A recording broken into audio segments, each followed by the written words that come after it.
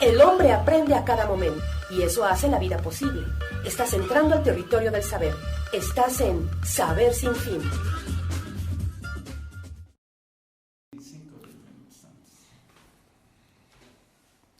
Hola, ¿qué tal? ¿Cómo están? Muy buenos días. Estamos transmitiendo en vivo y en directo desde la ciudad de Puebla para todo el mundo.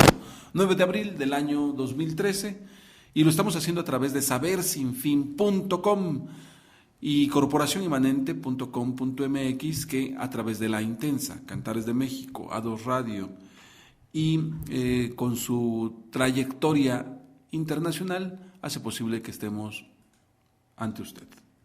David Méndez en los controles. Muchas gracias, don David. Hoy le traigo un tema que he estado abordando en los últimos días y está, como cada mañana de martes, José Gabriel Ávila Rivera. José Gabriel, muy buenos días. La inteligencia colectiva, vías para resolver problemas del siglo XXI. Le leo una parte de este artículo de mi autoría. La inteligencia colectiva es una gran inteligencia que surge de la colaboración de muchos seres de la misma especie. La inteligencia colectiva está presente al menos en cada rincón del planeta y puede resolver los grandes problemas del siglo XXI.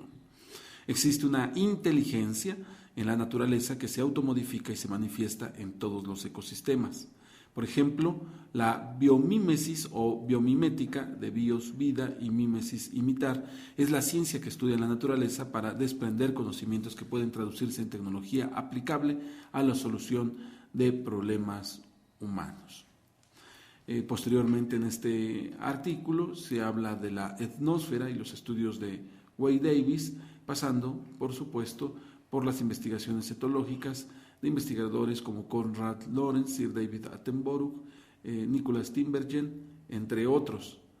En este artículo se habla de manifestaciones artísticas como las de Eric Wittak, que ha sorprendido al mundo con sus coros internacionales sincrónicos y asincrónicos, y por supuesto algunos otros proyectos de código abierto. Concluye diciendo que la inteligencia colectiva siempre nos ha acompañado. Hoy contamos con el desarrollo tecnológico para potenciar sus efectos y transformar la realidad. Los viejos problemas tienen nuevas soluciones. José Gabriel Ávila Rivera. Este no es un tema nuevo, este es un tema que se ha venido ya analizando, diría yo, de manera intensiva en la última década y que por supuesto ha cobrado una importancia relevante debido a las innovaciones tecnológicas que hoy nos han evidenciado que la inteligencia colectiva humana puede modificar considerablemente los entornos y, por supuesto, el futuro de la humanidad. Bienvenido. Sí, muchas gracias. Aquí lo primero que hay que definir es la inteligencia. Uh-huh. ¿Qué es inteligencia? Y hasta donde tengo entendido, no hay una opinión o no hay un consenso que unánimemente se haya considerado como el mejor para poder definir la inteligencia. Lo cierto es que uno podría decir que inteligente es aquella persona que tiene la capacidad de resolver problemas, uh-huh, ¿no? En la medida en la que uno pueda resolver problemas, podríamos decir que está la capacidad de poder tener inteligencia, uh-huh, ¿no? Ahora, ¿qué es resolver problemas? Que también constituye otra situación. Y cuando uno analiza la problemática actual, los problemas que estamos enfrentando avanzan a una velocidad mucho más rápida de la capacidad que tenemos para resolverlos. O sea, nos están ganando los problemas y nuestra inteligencia está desarrollándose a pasos más lentos. Entonces, si eso es hablando en términos individuales, la única posibilidad que podemos de salir adelante gira en torno precisamente a través de la utilización de la inteligencia colectiva, que hace muchísimos años sabiamente, en un dicho popular, se planteaba que dos cabezas piensan más que una, ¿no? Entonces, la inteligencia, que es, desde mi punto de vista, nada más la capacidad de resolver problemas, tiene un crecimiento exponencial cuando la podemos combinar con todas aquellas personas que nos rodean, independientemente de su grado educativo, de su desempeño profesional o de su actividad cotidiana, ¿no? José Gabriel Ávila Rivera, esta es una característica que está presente en los entornos vivos, en lo que podríamos decir la naturaleza. Y es una característica de los sistemas complejos.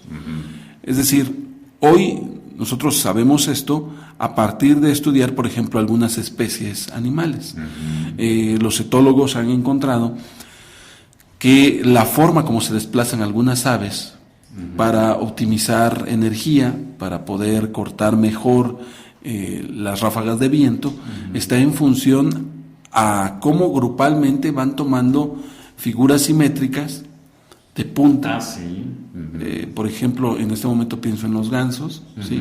Que permiten cortar de mejor manera el viento, y que una vez que se cansa el líder, viene el otro y se van rotando de tal manera que en su conjunto llevan una especie de formación de cohete. Bueno, es una formación aerodinámica. Aerodinámica. ¿No? Cuando yo estudié biología hace 40 años, se decía que los animales no eran inteligentes, sino que actuaban por instinto. Pero en la actualidad ya sabemos que los animales efectivamente tienen inteligencia. Y además pueden exhibir niveles de más inteligencia que, por ejemplo, algunos políticos, ¿no? Que en un momento dado constituyen, desde mi punto de vista, individuos que tienen que ser sujetos a estudios periódicos. No estoy hablando despectivamente. Por ejemplo, si yo estuve en una comunidad rural hace muchos años en donde había centavos. Entonces, si yo compraba un dulce de 85 centavos, me daban mis respectivos 15 centavos de cambio, porque el dinero era muy escaso. Pero entonces, para ellos, un peso tenía un valor que iba mucho más allá del valor que nosotros podíamos adjudicarle. Pero entonces, si tú te das cuenta, en el medio urbano, la gente hace redondeo con mucha facilidad cuando no tiene una moneda de cambio, ¿no? Entonces aquí como que menospreciamos los 10 centavos, los 20 centavos o los 50 centavos, y de hecho yo te pregunto, ¿hace cuánto tiempo que no ves una moneda de 10 centavos acá?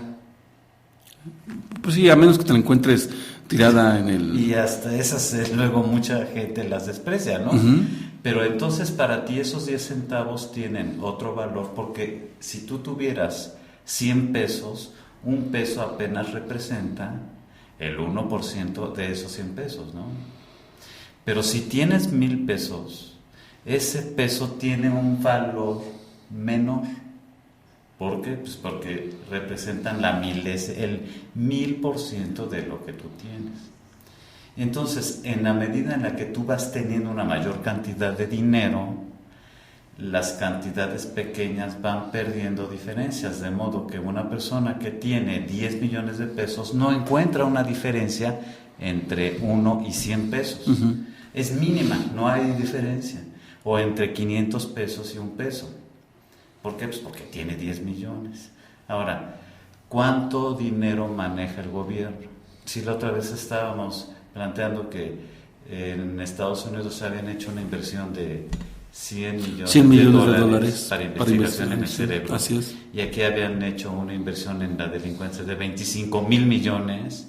O sea, para un político, el tener 25,000 millones hace que 1 peso o 500 pesos o 50 pesos, que es el salario mínimo, no tiene diferencia. O sea, para un político pierde la dimensión el dinero, Entonces es lo mismo o es equivalente el sueldo de un magistrado de 500,000 pesos al salario mínimo, lo que les hace perder esa noción de valores.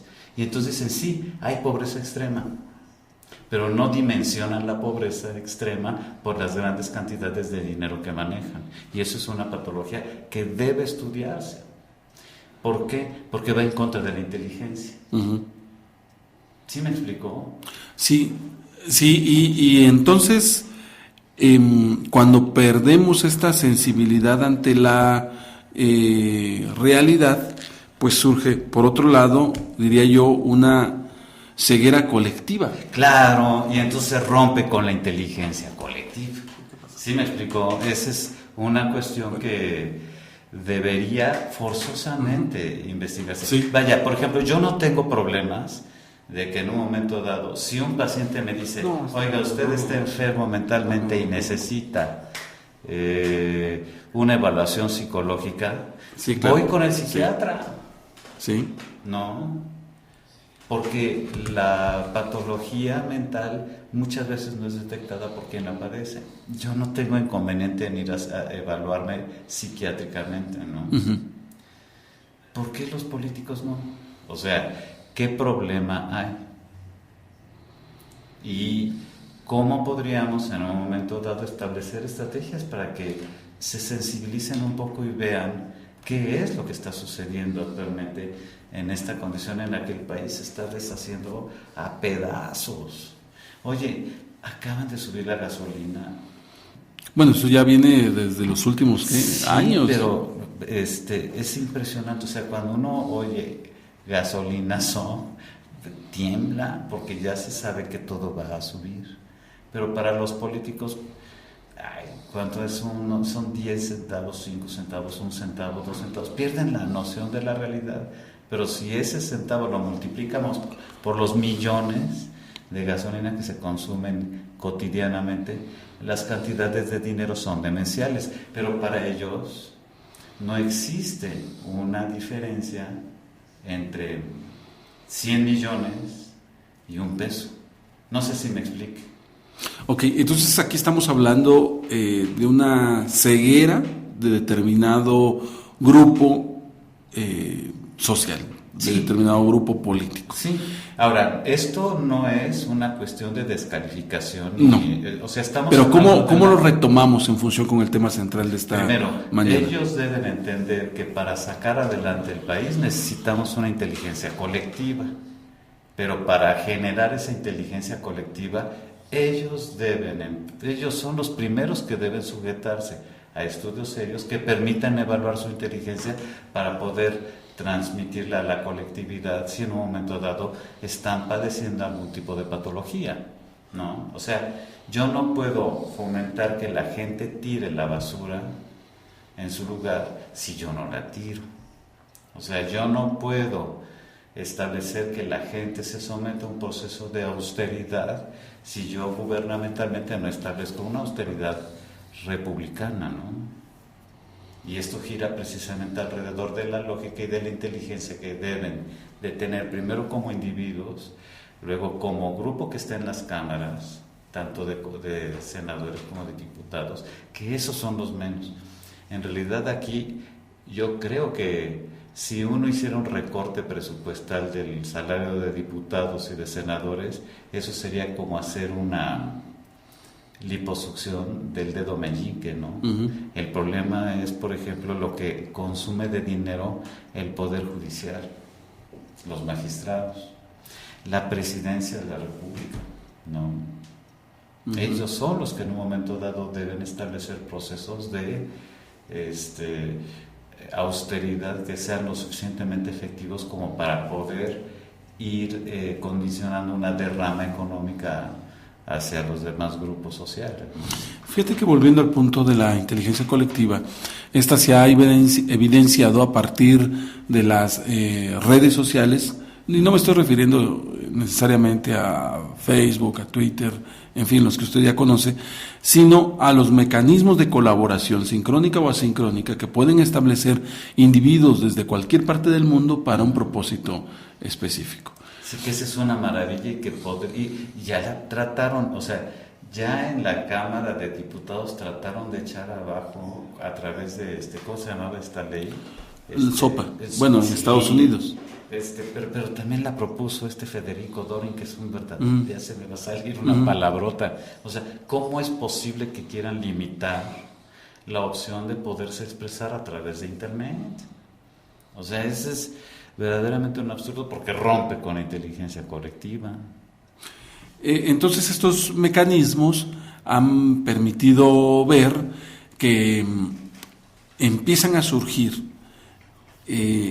contenidos, soluciones, problemas también, a partir de las aportaciones que hacen los individuos, sin encontrar específicamente el autor de esa aportación. Y esta gran suma, en donde dicen algunos autores, es una especie de sociedad anónima del conocimiento,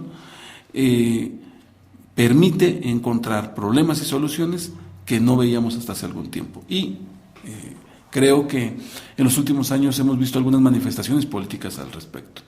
Los movimientos en Medio Oriente, los movimientos en España, en México, utilizando Twitter y Facebook convocados de esta manera, pues permitieron desarrollar movimientos en donde no había específicamente un líder o unos líderes, sino estaban convocados por una gran fuerza de base.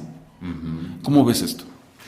Extremadamente interesante y preocupantemente peligroso, porque a través de las direcciones IP y ¿qué son los protocolos de Internet? Sí, las IP.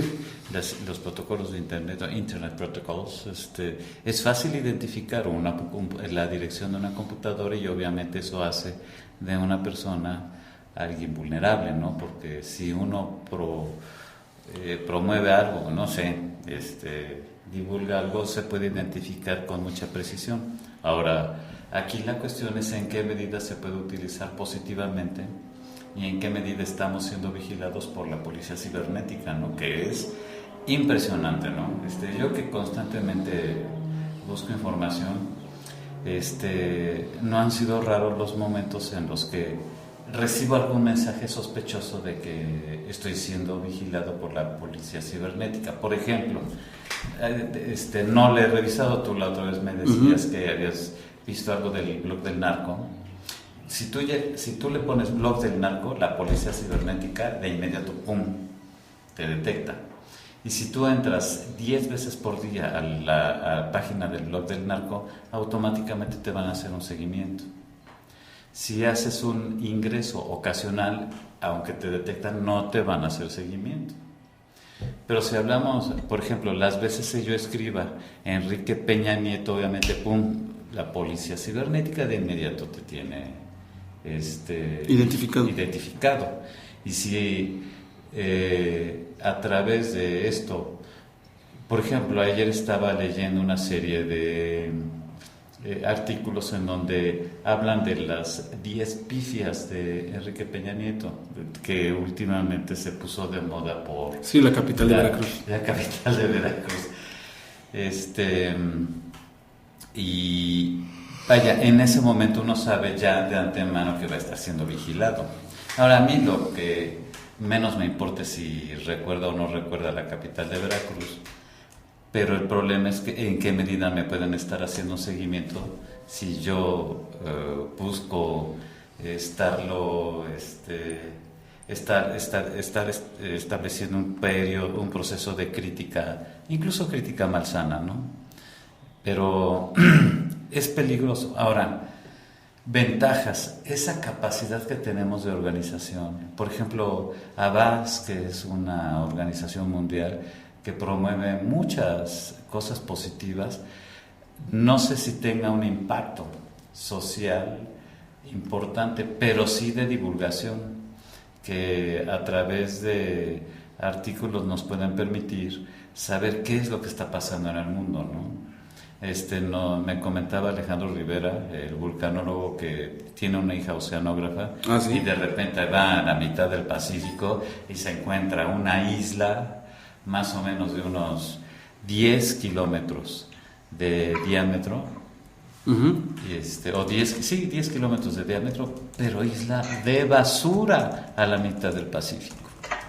Entonces, esos 10 kilómetros de basura, ¿cómo se van a quitar? Pues solamente a través de la inteligencia colectiva, ¿no? Buscando en un momento dado, en lugar de comprar una botella de agua, buscar un elemento para almacenaje y consumirla sin tener que estar comprando plástico que se pueda tirar y que no tenga ninguna utilidad práctica. Creo que ahí vemos situaciones muy concretas y muy específicas. Cuando nosotros logramos modificar conductas masivamente, podemos ver resultados también masivos. Pero no, pero eso tiene que iniciar con lo colectivo, con lo individual, y ya de lo individual ir para lo colectivo. Pero si no actuamos colectivamente, estamos poniendo en grave riesgo la existencia de nuestra especie. Sí, esto es muy triste y muy preocupante porque nos alcanzó el tiempo. Sí, la inteligencia está avanzando más lentamente que los problemas a resolver. Oye, estoy muy citada, voy a anotar esto que me lo oí bonito. Se oyó bonito, bueno. No es frecuente que me pase esto. Bueno, pues esas son algunas reflexiones en torno a la inteligencia colectiva, los políticos y las problemáticas del siglo XXI. Voy a ir a Valencia, España, si me lo permites. Estoy ya conectado con Antonia Starlich, nuestra colaboradora y amiga, para preguntarle su opinión. Ayer fue un día de esos que van a quedar grabados en la historia por 3 muertes, creo yo. Uno es la muerte de Margaret Thatcher, la dama de hierro que durante 11 años gobernó la Gran Bretaña. Y esta alianza que tuvo con Reagan definió el final del siglo XX y dicen algunos, agregan a esta alianza Thatcher-Reagan al Papa Juan Pablo II, como un trinomio encargado de derrumbar el muro capitalista, el muro socialista, y también de modificar la estructura económica política del mundo. A esto agregaría que muere también Sarita Montiel, actriz. En México la recordamos con películas con Pedro Infante, así es que usted ya tendrá mucho de qué recordar. Y también muere un pensador destacado allá en España, muere el pensador español José Luis Sampedro, el escritor, economista y humanista, autor de La sonrisa etrusca. Él falleció el domingo a la edad de 96 años. En este momento empieza el comentario de Antonia Starlich. Antonia, ¿cuál es tu opinión al respecto? Buenos días. Sí, muy buenos días, muy buenas tardes a todos los amigos de Saber Sin Fin. Pues sí, tres muertes han habido en 3 personajes han fallecido dando mensajes obviamente muy diferentes, ¿no? Sampedro, el escritor y el economista José Luis Sampedro, pues obviamente era un humanista, una persona que a pesar ya de su edad se puso al lado de los jóvenes para reivindicar sus derechos en el movimiento de los indignados, y ha dejado una gran huella a través de lo que ha escrito, dejándonos pues muchas reflexiones. La señora Thatcher, pues hasta ahora casi todos los análisis que se están escuchando, pues era esa señora que siempre se ha señalado como la señora de carácter de hierro, en la cual con Reagan es el presidente de Estados Unidos, empezaron a hacer recortes a lo que eran derechos sociales, y que según los análisis, lo que hoy estamos viviendo, en parte ya ellos empezaron a gestarlo en su momento. Y de Sarita Montiel, nuestra querida Sarita Montiel, que fue un símbolo, un icono sexual en España, a través de sus películas, a través de sus canciones. Y hay que decir que su éxito fue rotundo, y donde se lanzó fue en México. Al parecer ahí es donde empezó inclusive la estrella española a aprender a leer y a escribir, y tuvo opciones de rodajes de películas, entre ellas Veracruz, que le hicieron muy famosa con Gary Cooper y Lancaster, y fue también nuestra primera estrella, digamos, nuestra primera actriz española que entró a Hollywood. Toña, algunos celebraron en el caso de la muerte de Margaret Thatcher, se vieron manifestaciones de alegría por la muerte de Thatcher, otros más la ensalzaron, la calificaron como una líder del siglo XX y que influye decididamente lo que estamos viviendo en esta primera década del siglo XXI.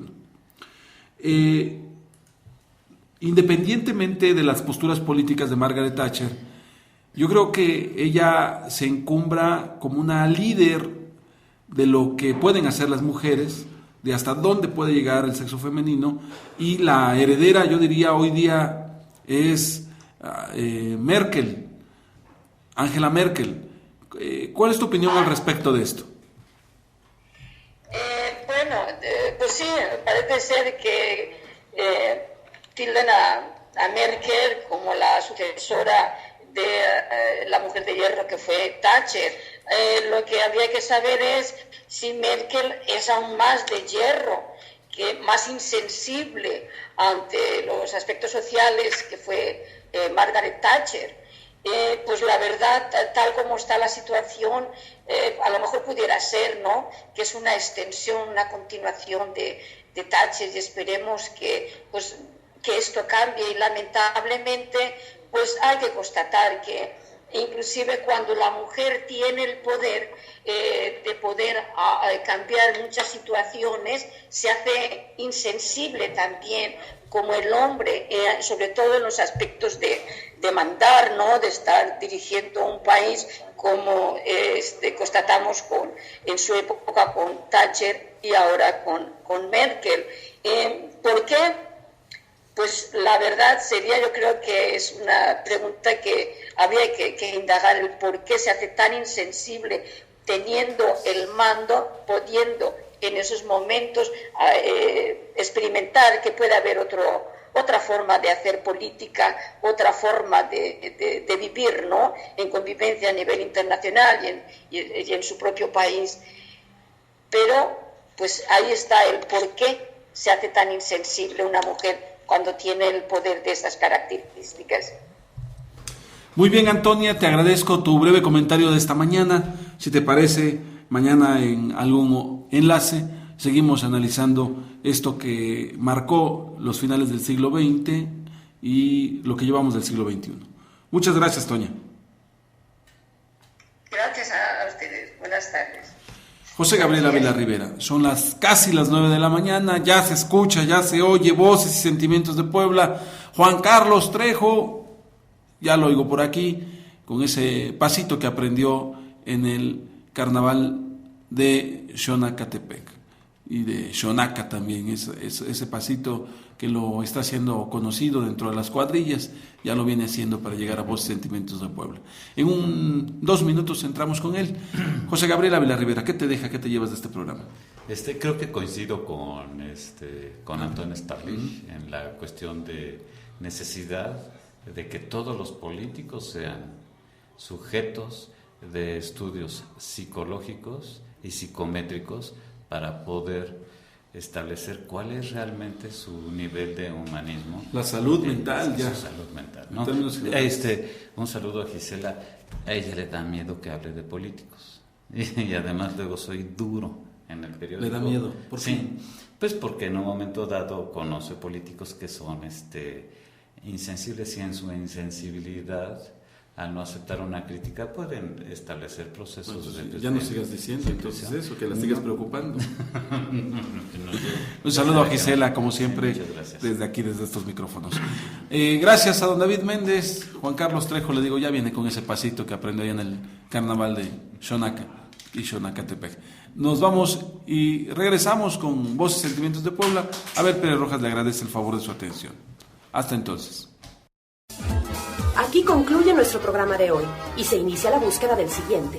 Te esperamos en la próxima emisión de Saber Sin Fin.